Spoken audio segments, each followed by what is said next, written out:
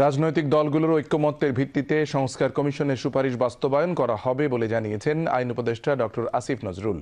আজ বিকেলে রাজধানীর ফরেন সার্ভিস একাডেমিতে আয়োজিত এক সংবাদ ব্রিফিংয়ে তিনি একথা জানান। ব্রিফিংয়ে পরিবেশ, বন ও জলবায়ু পরিবর্তন বিষয়ক উপদেষ্টা সৈয়দা রিজওয়ানা হাসান বলেন, সকল সংস্কার কমিশনের পূর্ণাঙ্গ প্রতিবেদন পাওয়া যাবে 31 জানুয়ারির মধ্যে।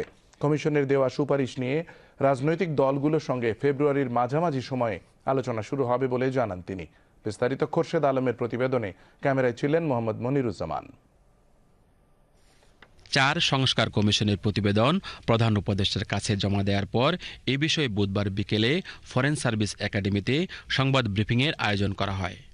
ব্রিফিংকালে আইন উপদেষ্টা ডক্টর আসিফ নজরুল বলেন, সংস্কার কমিশনের সুপারিশের ভিত্তিতে রাজনৈতিক দলগুলোর ঐক্যমত্যের উপর সংস্কার কাজ হবে। তো আমাদের সংস্কার কমিশনের প্রস্তাবের ভিত্তিতে রাজনৈতিক দলগুলোর সঙ্গে যখন আলাপ করা হবে, এটাই আমরা আইডেন্টিফাই করার চেষ্টা করব যে ন্যূনতম সংস্কার কোনগুলো আছে এবং এই বিষয়ে রাজনৈতিক মতৈক্য আছে কিনা।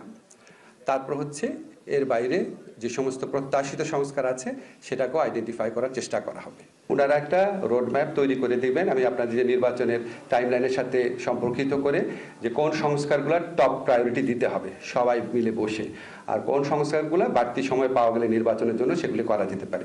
এই জন্য 31 জানুয়ারি পরও ওনাদের বাড়তি কিছু সময় তৈরি হচ্ছে।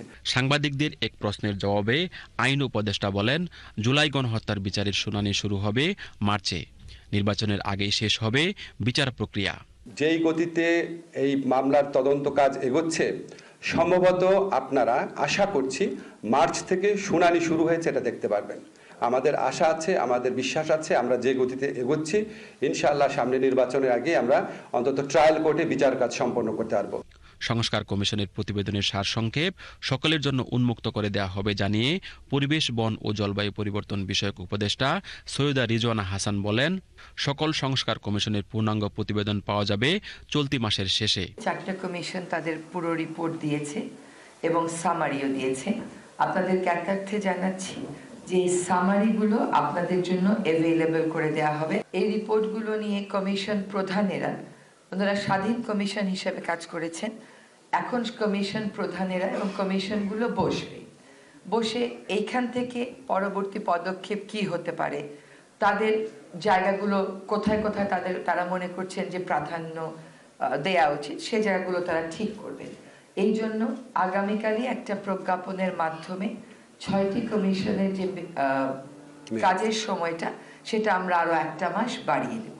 আর 31শে জানুয়ারির মধ্যে প্রত্যেক 6টা কমিশনের প্রতিটি কমিশনের পূর্ণাঙ্গ রিপোর্ট আপনারা পেয়ে যাবেন। তিনি বলেন, সংস্কার কমিশনের দেওয়া সুপারিশ নিয়ে রাজনৈতিক দলগুলোর সঙ্গে আলোচনা শুরু হবে ফেব্রুয়ারি মাসে।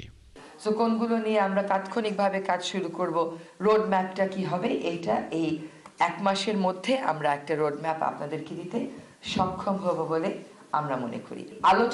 আনুষ্ঠানিক আলোচনাটা আমার ধারণা কমিশন প্রধানরা যখন একটা পর্যায়ে চলে আসবে ফেব্রুয়ারির মাঝামাঝি জায়গায় আনুষ্ঠানিকভাবে শুরু করে দেওয়া হবে। সকলের ঐক্যমত্যের ভিত্তিতে সংস্কার কমিশনের সুপারিশ বাস্তবায়নের কথা বলেন স্থানীয় সরকার, পল্লী উন্নয়ন ও সমবায় উপদেষ্টা আসিফ মাহমুদ সজীব ভুইয়া। জুলাই গণঅভ্যুত্থানের যেই জন আকাঙ্ক্ষা ছিল, বাংলাদেশের একটা কাঠামোগত সংস্কারের যেই আকাঙ্ক্ষা ছিল, সেটা বাস্তবায়ন হবে এবং এক্ষেত্রে সংস্কার কমিশনের রিপোর্টের ভিত্তিতে রাজনৈতিক দল, সিভিল সোসাইটি সহ সকল স্টেক হোল্ডারদের সাথে আলোচনার ভিত্তিতে, সবার ঐক্যমত্যের ভিত্তিতে আমরা আমাদের যে রাষ্ট্র ব্যবস্থার প্রত্যেকটি সেক্টরে সংস্কার আনতে পারবো এবং এই সবার ঐক্যমত্যের পরে আমরা সরকারে যারা আছে আমরা সেটা ইমপ্লিমেন্টেশনের দায়িত্বটা নিব, সেটা আমরা করব।